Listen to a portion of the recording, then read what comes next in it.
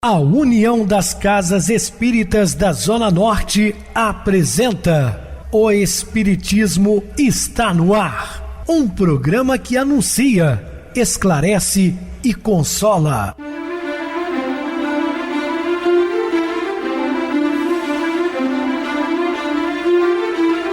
Não se turve vosso coração. Credes em Deus, credes também em mim. Na casa de meu pai há muitas moradas. Se assim não fora, eu vou-los teria dito, pois vou preparar-vos lugar. O Espiritismo está no ar. Sintonize esta frequência. Pare, pense na vida, faça perguntas. Uma ótima noite para você, muito obrigado pelo carinho, pela audiência. Rádio Clube FM, sua voz é a nossa voz. Estamos no ar há mais de 10 anos na Rádio Clube FM, depois passamos a transmitir o programa também via YouTube. O canal é Viver _ Melhor. Se inscrevam, deixa seu like, sua opinião é muito importante para nós. Ou acesse o YouTube, digite o Espiritismo está no ar, lá encontrarão vários programas, inclusive o do dia. Recebo carinhosamente meu querido amigo espiritista, trabalhador da Casa Espírita Maria de Nazaré, Adilson Reis. Uma boa noite, seja muito bem-vindo. Uma boa noite a você, Pedrosa, e a você, ouvinte da Rádio Clube FM. Mais uma vez juntos no programa O Espiritismo está no ar. Vamos estudar e aprender juntos. Que Jesus nos abençoe. Meus irmãos, vamos estudar sobre um resumo do Apocalipse. Dúvidas, entre em contato conosco, ligando para a Clube FM, e seu WhatsApp é 0 operadora 32 999327758. Quer falar comigo, utilize a TIM 988012675, o WhatsApp 9844949, novamente 59, o e-mail espiritismo está no ar, @hotmail.com. Interajam conosco, façam perguntas, tirem dúvidas, podem dar sugestões ao programa, estamos à disposição dos ouvintes. Vamos agora para aquele momento muito especial que é o nosso momento de oração. Sintonize esta frequência. O Espiritismo está no ar. Momento de oração. A conquista da sabedoria é a razão de ser da existência do homem na Terra, a primeira e a última de suas tarefas. Faze que o estímulo de consegui-la te atente sem cessar, porque nela está a verdadeira finalidade da tua vida. Estamos apresentando O Espiritismo está no ar. Bem, meus amados irmãos, estamos de volta com o assunto da noite, falando sobre um resumo do Apocalipse. Este resumo fornece informações gerais sobre a segunda parte do Apocalipse. A primeira visão começa com a apresentação do trono de Deus, que está em 4, de 1 a 11, e do Cordeiro Vitorioso, capítulo 5, versículo de 1 a 14, e concentra-se em dois motivos: a abertura dos 7 selos, símbolo da preparação no céu dos flagelos que recairão sobre o mundo. Dos primeiros 4 selos sairão os famosos 4 cavalos, e o som das 7 trombetas, capítulo 8, versículo 2, que significam a execução daqueles flagelos na terra. Já a segunda visão começa com um duplo acontecimento. No céu, a luta do dragão, Satanás, contra a mulher, que representa o povo eleito. Capítulo 12, versículo de 1 a 18. Na terra, as duas bestas que simbolizam o Império Romano e os falsos profetas. Então, mais uma vez, falando da besta do Apocalipse, uma delas foi, na verdade, o Império Romano. Deixou de existir há muito tempo, mas era uma besta realmente, né? Eles atropelavam todas as leis, matavam, massacravam, escravizavam. Então João chama o Império Romano de besta do Apocalipse.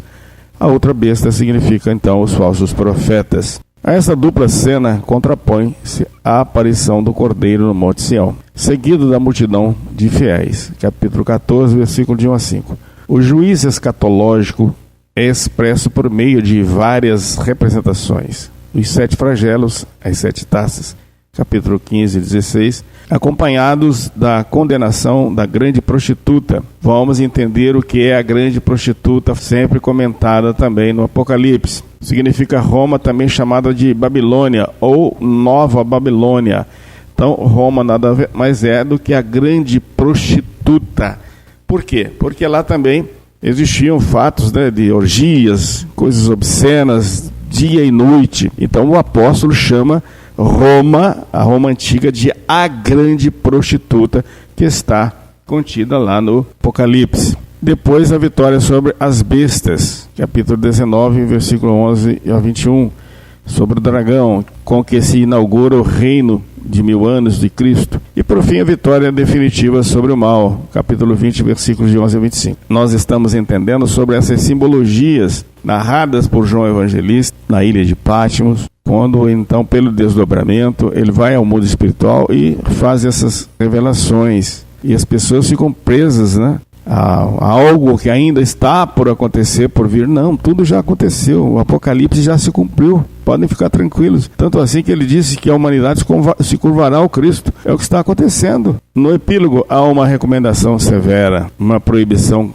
categórica àqueles que lerem o livro ou que reimprimirem de alterar qualquer coisa do que nele se acha escrito. O apóstolo previa as mistificações sectárias, os enxertos, como muitos utilizam, né, para amedrontar a população, para tirar dinheiro, né, os exageros, as multidões que haviam de sofrer a árvore da vida. Pelos concílios, ameaçou severamente aqueles que modificassem o seu Apocalipse. Então, na verdade, ele já faz essas advertências antes mesmo de acontecer, para que as pessoas tomem conhecimento e cuidado, não se deixem enveredar por falsos cristos, falsos profetas. A análise da doutrina espírita sobre o Apocalipse. As 7 igrejas, vamos entender, são as comunidades cristãs cujas características indicam os diferentes tipos de cristãos: Éfeso, Esmirna, Pérgamo, Tiatira, Sardes, Filadélfia e Laodiceia. Comunidades cristãs, né, do cristianismo nascente à época. Então ele fala aí das 7 igrejas, esse é o significado. É daquelas igrejas que na época existiam. A igreja de Éfeso foram fundada por Paulo de Tarso e continuou sendo por muitos séculos um dos principais centros da igreja oriental. Era zelosa em guardar-se contra heresias, mas crescia de amor cristão. A igreja de Esmirna parece ter resistido bem à importunação, perseguição e por vezes prisões de seus membros. Pérgamo era um centro religioso importante, com o famoso santuário de Zeus, um templo de Asclépio, como a renomada escola de medicina, e um templo de Augusto. O trono de Satã pode designar também um desses, mas provavelmente refere-se ao culto ao imperador. A igreja de Tiatira abundava em amor e fé, serviço, resignação, paciente, mas tolerava os ensinamentos malignos de uma profetisa, Jezabel. A igreja de Sardes estava florescendo externamente, mas não sem sério dano para sua vida espiritual. Filadélfia, por outro lado, era uma cidade em que os cristãos estavam isolados do restante da comunidade, mas a igreja permanecia fiel. Em Laodiceia, a igreja parecia estar florescendo, mas era espiritualmente pobre. O conjunto formado pelas 7 igrejas simbolicamente representa, sentadas pela cruz dos 7 candelabros, revela a imagem da igreja do Cristo, com as suas heresias, disputas de fé, mas também com a sua fé, esperança e amor. Então aqui ele faz, né, um comparativo dessas igrejas, aquelas que estavam sendo fiéis realmente ao Cristo e aquelas que estavam recebendo heresias constantemente, influências do paganismo. Essas são as 7 igrejas narradas lá no Apocalipse. Vamos então novamente falar daquela parte principal. Uns dizem que era o Papa, que não sei o que, é o número 666. Eu digo para os senhoras e senhores, né, de besta em besta, besta quem acredita nessas bestas, porque a coisa não é assim como estão falando para vocês, prestem atenção. A besta apocalíptica refere-se tanto ao Império Romano, poder constituído, que fere, persegue e maltrata, quanto aos falsos profetas, também chamados de dragão, mistificadores que deturpam a mensagem do Evangelho. O benfeitor Emmanuel nos esclarece a respeito do assunto. A besta poderia dizer grandezas e blasfêmias por 42 meses, acrescendo que o seu número era 666, Apocalipse 13, de 5 a 18. Examinando-se a importância dos símbolos naquela época e seguindo o rumo certo das interpretações, podemos tomar cada mês como 30 anos, em vez de 30 dias, obtendo desse modo um período de 1260 anos comuns, justamente período compreendido entre 610 e 1870 da nossa era, quando os religiosos das igrejas tradicionais se consolidavam. após o seu surgimento como imperador Focas em 607 e o decreto da infabilidade papal com Pio IX em 1870, que assinalou a decadência e ausência da autoridade do Vaticano em face da evolução científica, filosófica e religiosa da humanidade. Isso nós entendemos que a Igreja passou por um período difícil, mas se restabeleceu graças ao bom Deus. Hoje, os padres modernos com pensamentos espiritualistas, muito interessante. Quanto ao número 666, sem nos referirmos às interpretações com números gregos em seus valores, devemos recorrer ao algarismo romano em sua significação, por serem mais divulgados e conhecidos, explicando-se que o sumo pontífice da Igreja Romana, quem usa o título de Vicarius Generalis Dei in Terris, Vicarius Filii Dei e Divix Clay, que significa o vigário-geral de Deus na terra, vigário do Filho de Deus e príncipe do clero. Bastará ao estudioso, pequeno jogo de paciência, somando os algarismos romanos, encontramos em cada título, a fim de encontrar a mesma equação 666 em cada um deles. Vê-se, pois, que o Apocalipse de João tem singular importância para os destinos da humanidade terrestre. A espada dos dois gumes é um símbolo de poder, de justiça, é a palavra divina que, no dizer de Paulo de Tarso, é poderosa arma com a qual será estabelecido o reino do Cristo na terra. É finalmente o Evangelho, o Verbo, e essa espada que vibra golpes arrojados, matando a hipocrisia, aniquilando o erro e defendendo os espíritos de boa vontade na luta terrível das trevas contra a luz. O significado da espada.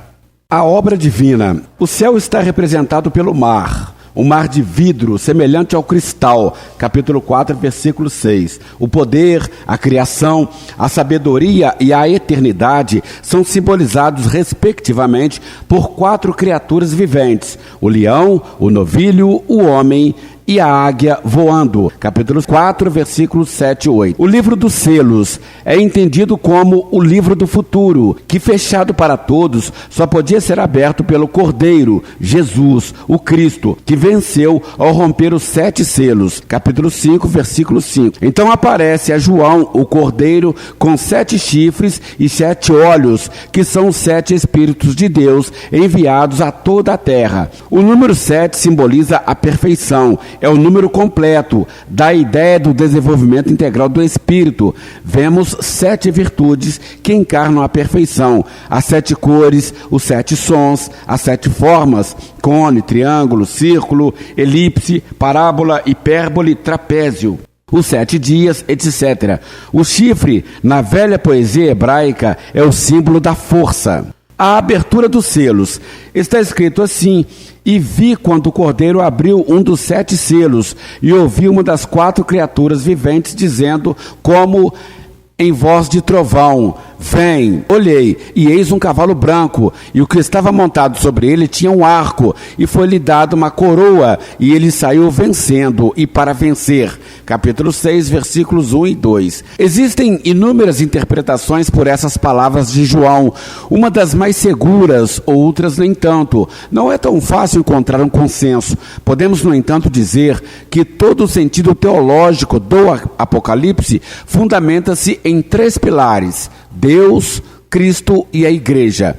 Deus é o alfa e o ômega, o princípio e o fim. Capítulo 1, versículo 8. É aquele que vive nos séculos dos séculos. Capítulo 10, versículo 5. É o Senhor do universo. Capítulo 1, versículo 8. Jesus Cristo é o tema central do Apocalipse, que é verdadeiramente a sua revelação. Ele é o Filho do Homem, é o Cordeiro imolado, que redimiu os homens de todas as tribos, línguas e povos. Capítulo 5, versículo 9. Ao mesmo tempo, é o vitorioso sobre os inimigos debelados. Capítulo 19, versículos de 11 a 16.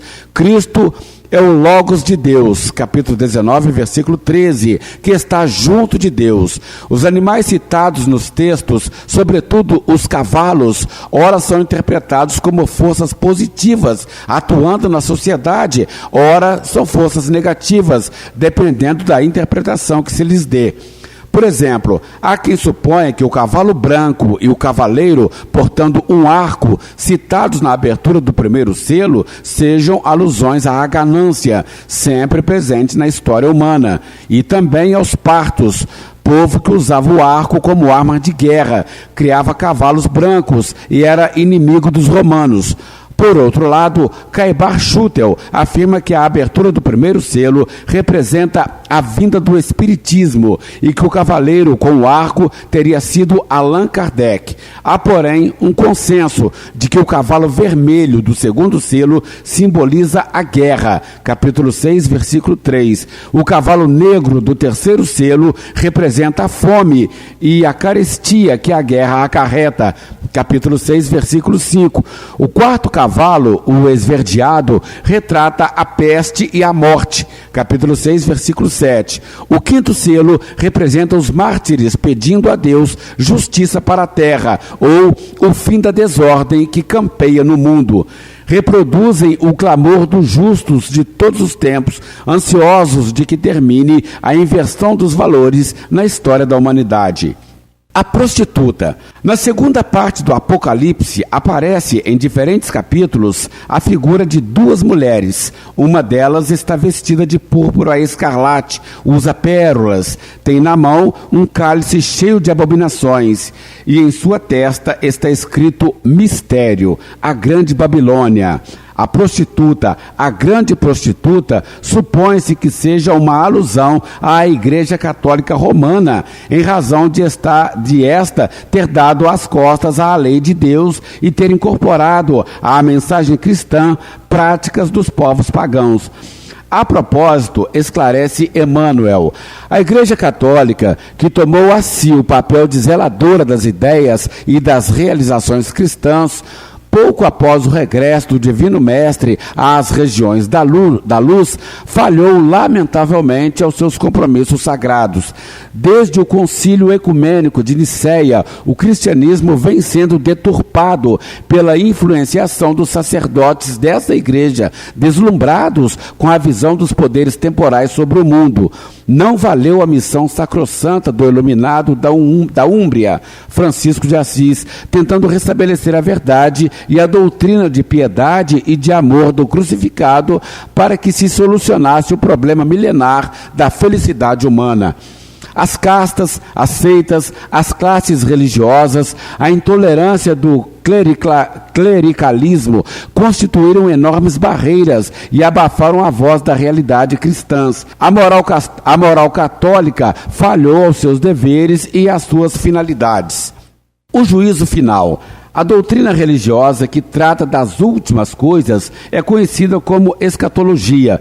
Todas as religiões cristãs, à exceção do Espiritismo, acreditam, pregam e divulgam a ideia do juízo ou julgamento final, do fim do mundo ou dos tempos. São interpretações literais do Velho e do Novo Testamentos. Neste último, a parábola dos bodes e das ovelhas, Mateus capítulo 25, versículos de 31 a 46, é uma dessas citadas.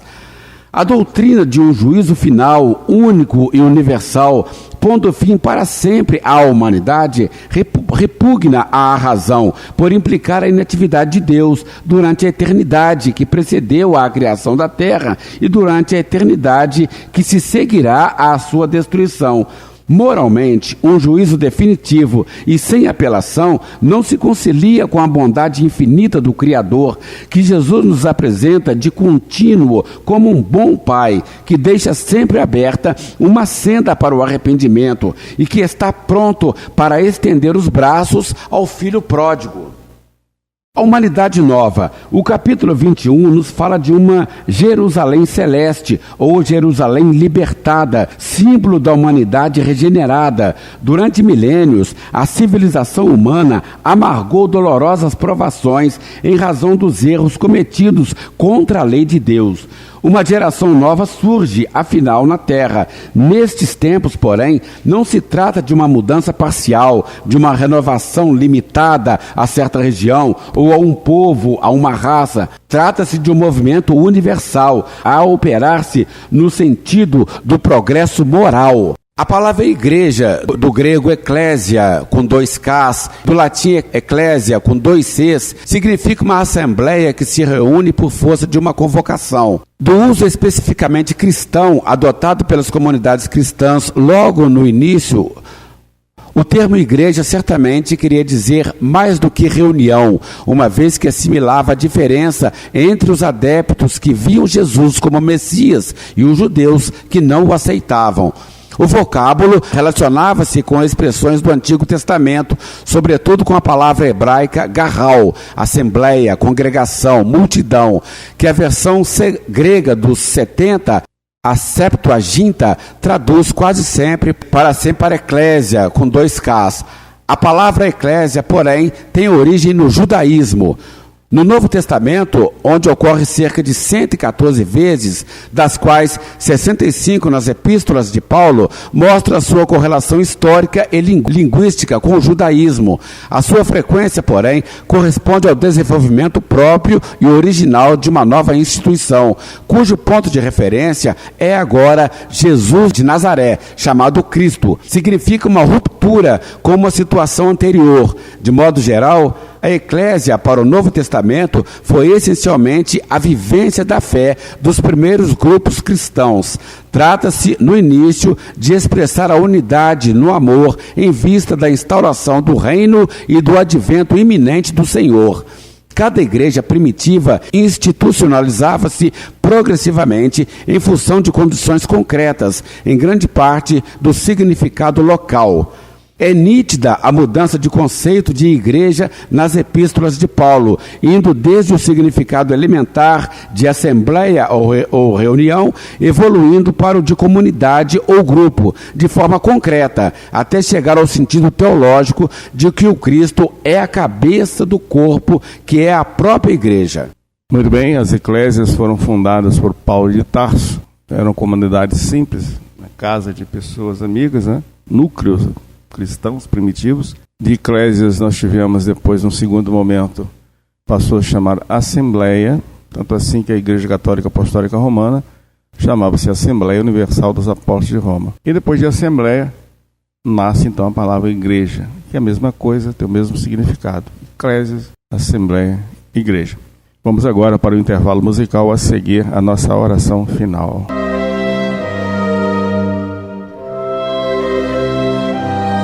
Autoridade versus responsabilidade. Quanto pesa a responsabilidade de um cargo? Observa-se que muitos perseguem nomeações para cargos e disputam com ardor lugares que lhes conferirão autoridade sobre outros. Contudo, quando assumem postos de comando, se esquecem dos objetivos reais para os quais foram ali colocados, passando a agir em seu próprio favor. Tal posição nos recorda a história de um homem que foi nomeado mandarim, uma espécie de conselheiro na China. Envaidecido com a nova posição, pensou em mandar confeccionar roupas novas. Seria um grande homem agora, importante. Um amigo lhe recomendou que buscasse um velho sábio, um alfaiate especial que sabia dar a cada cliente o corte perfeito. Depois de cuidadosamente anotar todas as medidas do novo mandarim, o alfaiate lhe perguntou há quanto tempo ele era mandarim. A informação era importante para que ele pudesse dar o talhe perfeito à roupa. Ora, perguntou o cliente, o que isso tem a ver com a medida do meu manto? Paciente, o alfaiate explicou. A informação é preciosa. É que um mandarim recém-nomeado fica tão deslumbrado com o cargo que anda com o nariz erguido, a cabeça levantada. Nesse caso, preciso fazer a parte da frente maior que a de trás. Depois de alguns anos, está ocupado com seu trabalho e os transtornos advindos de sua experiência. Torna-se sensato e olha para diante para ver o que vem em sua direção e o que precisa ser feito em seguida. Para esse, costuram um manto de modo que fiquem igualadas as partes da frente e a de trás. Mais tarde, sob o peso dos anos, o corpo está curvado pela idade e pelos trabalhos exaustivos, sem se falar na humildade que adquiriu pela vida de esforços. É o momento de eu fazer o manto com a parte de trás mais longa. Portanto, preciso saber há quanto tempo o senhor está no cargo para que a roupa lhe assente perfeitamente. O homem saiu da loja pensando muito mais nos motivos que levaram seu amigo a lhe indicar aquele sábio alfaiate, e menos no manto que viera encomendar.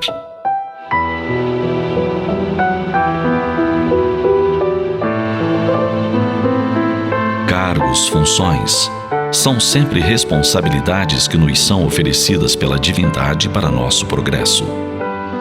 Não há motivo para a vaidade, acreditando-se superior ou melhor que os outros. Quando Pilatos assegurou a Jesus que tinha o poder de vida e morte, e que em suas mãos estava o destino de suas horas seguintes, o mestre alertou-o dizendo: Procurador, a autoridade de que desfrutas não é tua. Foi-te concedida e poderá ser-te retirada. De fato, isso veio a acontecer. Apenas poucos anos após a morte de Jesus, o poder de Roma retirou do procurador da Judéia, Pôncio Pilatos, toda a autoridade. Ele perdeu o cargo, o prestígio e tudo o que acreditava fosse eterno em suas mãos.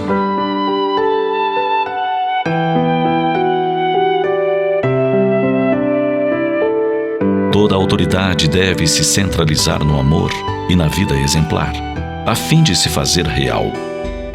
A autoridade de que nos vejamos investidos deve ser exercida sem jamais ferir a justiça. No desempenho dos nossos deveres, recordemos que só uma autoridade é soberana, aquela que procede de Deus, por ser a única legítima. Sintonize esta frequência. O Espiritismo está no ar. Momento de oração. Senhor Jesus, Mestre Divino, graças te dou, Senhor, por eliminar da minha mente pensamentos negativos. Também te dou graça por me dar sabedoria, coragem e livramento das ações de espíritos inferiores. Eu possa continuar vigilante, Senhor, tendo amparo da espiritualidade maior. Muita paz, meus irmãos, que Jesus nos abençoe. Meu querido irmão Adilson, suas despedidas. Eu te agradeço, Pedrosa, pela oportunidade de participar do programa de hoje junto com você. Como eu digo sempre, estaremos dispostos a outras oportunidades, assim Jesus nos permitindo. Obrigado a todos pela companhia. Tenham todos uma boa noite. Que Jesus nos abençoe. Boa noite para você, Adilson. Muito obrigado pelo apoio aqui no programa. Boa noite também a todos amados irmãos ouvintes do YouTube, internautas do Brasil, do exterior, nossos irmãos da Zona Norte de Juiz de Fora, que nos acompanham com a rádio local 87,9, Rádio Clube FM. Continue ligados ouvindo a nossa próxima atração, o programa Batidão com o DJ Tico, a seguir na voz de Ailton Moreno, o Encontro Central. Boa noite a todos e até amanhã, se Deus quiser.